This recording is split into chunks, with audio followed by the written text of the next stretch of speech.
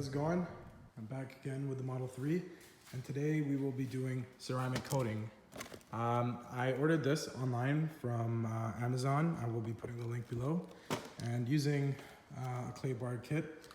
I've already cleaned the car, hand washed it thoroughly, and I'm gonna be basically doing the clay bar treatment using this spray wax to lubricate the paint, and using a clay bar to basically go around it. So as you can see, I just treated this area and it should be really smooth, versus this area which has not been treated yet. You can almost kind of feel, you can even see there's a big gloss difference. So yeah, I'm gonna be doing that around the car. Just make sure that you don't actually go too hard on the paint, and as the contaminants hit the clay bar, make sure you flip it over and get a cleaner. Hey guys, so I'm back again. It's about an hour later and I have just completed the wax stage as well as the clay bar.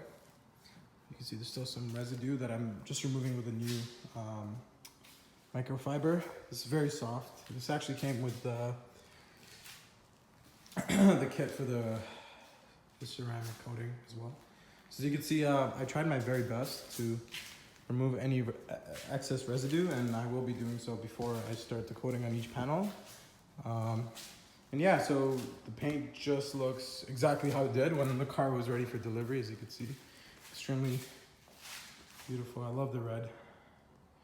So now we'll be beginning panel by panel.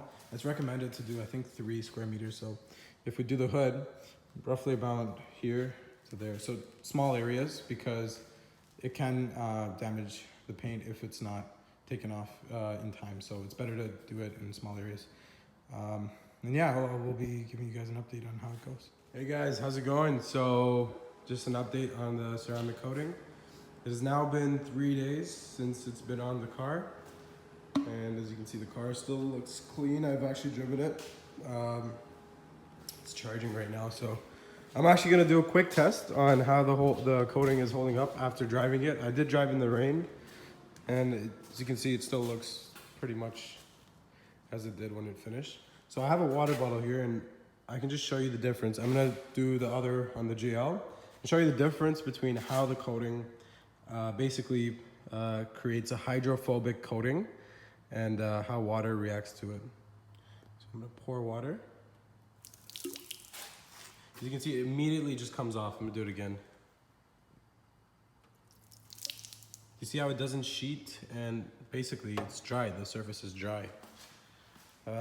And now if I compare this, I do the same thing on the Mercedes, which is not coated. Notice how the water stays there a lot longer. And look, it actually hasn't, it's still coming down. But if I go back on the Tesla, which has been coated, there's very few bubbles and it's basically dry. So as you can see, the product has performed very well, and I did this all by myself. I'm not a professional. It did help that the car was new and there wasn't any paint work that needed to be corrected. So if you are getting a new vehicle, I would recommend doing this right away. Some things that are coming up next, I will be installing a 240 plug and showing you the main difference in terms of charging speeds, and give you an update on how much it's actually costing me in terms of electricity to drive the Model 3. I do drive roughly 2,000 kilometers a month.